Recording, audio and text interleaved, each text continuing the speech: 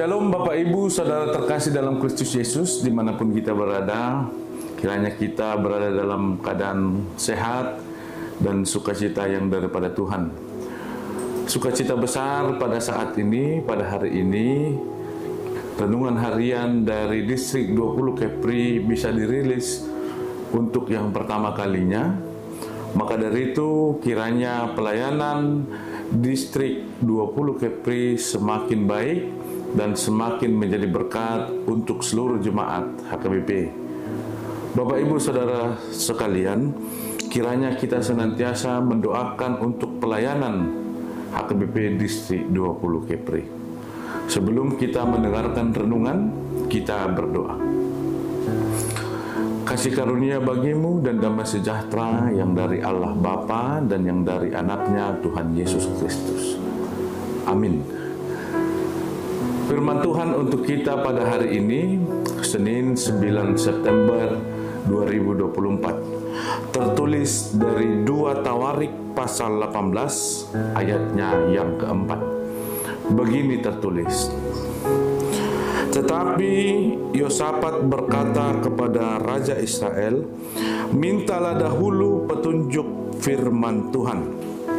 Demikian firman Tuhan.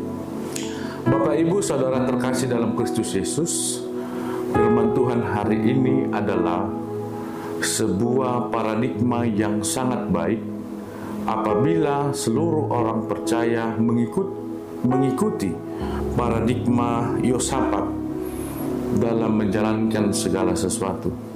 Pada firman Tuhan hari ini, Yosafat dan Ahab yang mereka keduanya adalah raja. Ahab adalah raja Israel Utara dan Yosafat adalah raja Israel Selatan ataupun Yehuda. Mereka akan melakukan pertempuran ataupun peperangan melawan Ramot Gilead, yang dimana Yosafat menganjurkan kepada Ahab sebelum pertempuran yang akan mereka laksanakan, sebaiknya dan sepatutnya mereka harus meminta petunjuk dari Allah atau petunjuk dari Tuhan. Dan ini yang membuat perjalanan di dalam peperangan mereka akan mendapatkan hasil yang baik ataupun dapat memberikan sebuah kemenangan dalam peperangan tersebut. Maka dari itu Bapak Ibu sekalian, paradigma yang ada dalam Yosafat kiranya dapat hidup dalam iman dan di dalam pikiran kita masing-masing. Kalau kita melihat keseluruhan perikop ini, Ahab dan Yosafat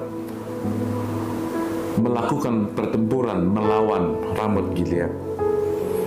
Tetapi melalui anjuran yang dilakukan oleh Yosafat, mereka harus meminta petunjuk Tuhan. Dan kita ketahui petunjuk Tuhan yang dapat mereka peroleh adalah melalui petunjuk yang diberikan oleh Nabi. Dan pada saat ini, pada saat perikop ini, pada saat zaman Ahab dan Yosafat, di situ adalah pelayanan dari Nabi Mika. Tetapi ada hal yang tidak sesuai dengan pandangan Ahab. Dia tidak menghendaki Nabi Mika untuk bernubuat karena setiap nubuatan yang disampaikan oleh Mika tidak sesuai dengan keinginan Ahab.